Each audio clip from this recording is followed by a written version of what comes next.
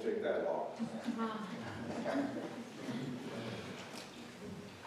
Obviously, the topic of the sermon is religious freedom, as it says in your bulletin, but it's more than that.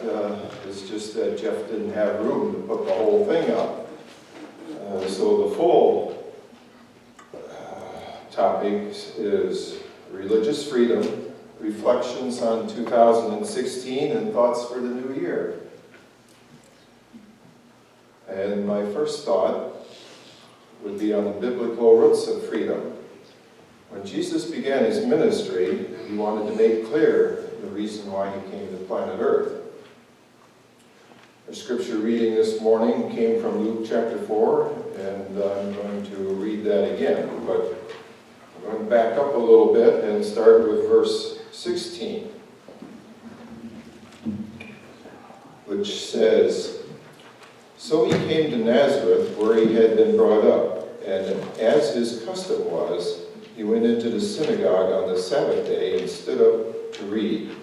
And he was handed the book of the prophet Isaiah, and when he had opened the book, he found the place where it was written, 'The Spirit of the Lord is upon me, because he has anointed me to preach the gospel to the poor. He has sent me to heal the brokenhearted, to proclaim liberty to the captives, and recovery of sight to the blind, to set at liberty those who are oppressed.'"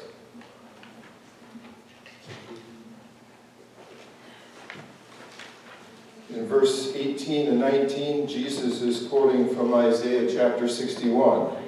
And we have liberty mentioned, therefore, in both the Old and the New Testament. And did you notice that the word liberty was actually mentioned twice in verse 18, and that the last line says that part of his mission was to set at liberty those who are oppressed? My thought is that if we call ourselves followers of Christ, that should be part of our mission as well. So let's reflect on some of the top religious stories of 2016. And the first one I have, they're somewhat in chronological order, is religious extremism and violence. Violence in the name of religion took place around the globe throughout the year, starting with massive terrorist attacks by radical, suicidal religious extremists in Europe and elsewhere, including the U.S. Wikipedia even maintains a list of terrorist incidents by month for 2016, most of which involve religion as a motivation. I don't expect 2017 to be any better. Do you?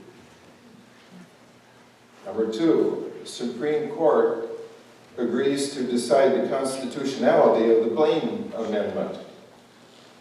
And let me explain. On January 15th of last year, the Supreme Court agreed to decide whether a provision in the Missouri State Constitution that excludes churches from a state aid program is constitutional or not.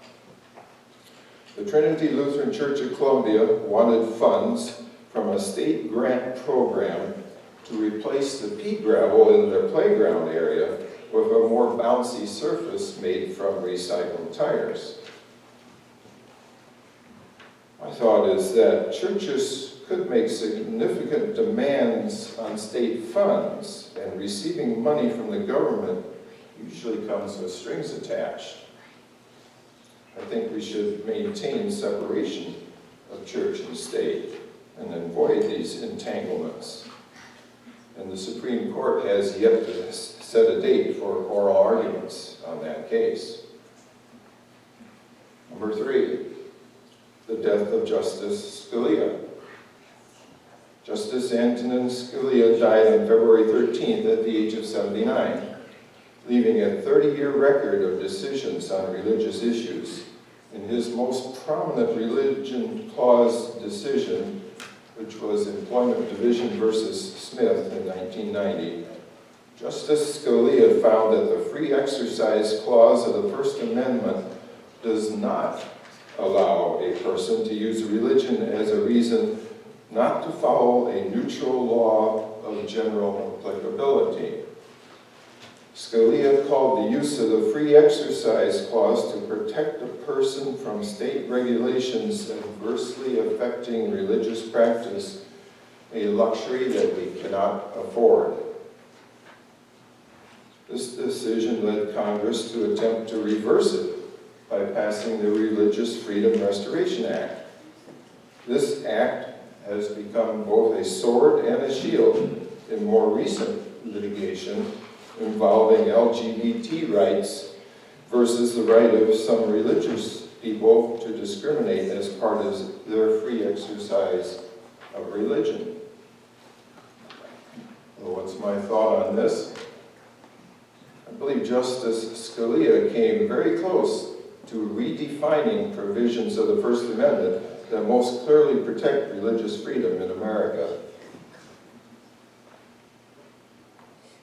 Number 4, Brexit and European populism. I'm only going to talk about that briefly.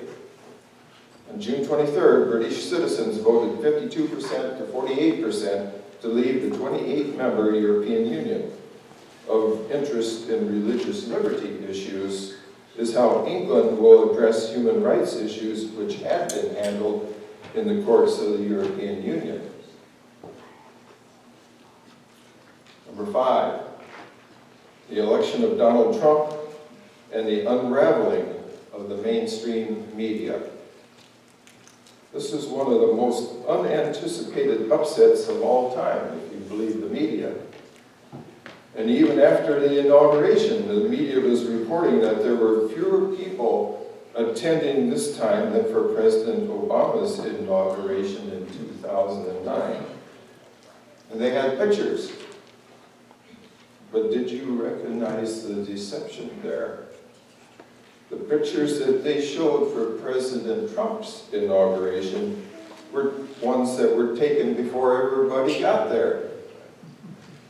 Later pictures showed a much larger crowd. My thought on this: don't trust the media. Here's what you can trust. And here's another thought. Donald Trump's apparent unfamiliarity with religion and his intent to maintain a registry of immigrants from Muslim countries has made many religious liberty advocates nervous. Do you think the time will come when Seventh-day Adventist Christians might find themselves on a list? I believe the Bible predicts it. Number 6, the death of Fidel Castro. On November 25th, the longtime dictator of Cuba's one-party socialist state died. Although he had transferred administrative responsibilities to his brother Raul in 2008, Castro was a polarizing figure whose Soviet-style extreme tactics and human rights abuses forced thousands of dissidents into exile or prison to be tortured and executed. What's my thought on this? In response to international pressure, Cuba's approach to religion is softening a little. Adventist ministries are going forward in Cuba. Please pray for them and support them if you can. So let's summarize. What is our situation today? Today we find people who would rather be in prison than deny Christ. People who are free on the inside but find themselves surrounded by prison walls. In 3/4 of the world, religious freedom is restricted, either through government restrictions or popular hostility. But Christians value Christ more than even their lives. There is a verse in Revelation 12:11, they did not love their lives unto death, meaning they love God even more than their own lives. Also in the book of Revelation, it's interesting to see that Christians wait on God to come to bring everlasting freedom. Christ says, "Behold, I am coming quickly." But meanwhile, we are to promote religious liberty because it is connected to human dignity. It is connected to the fact of being created in God's image. We celebrate freedom. We celebrate religious freedom. But more importantly, we celebrate God, who is free and is coming to free us soon. Amen.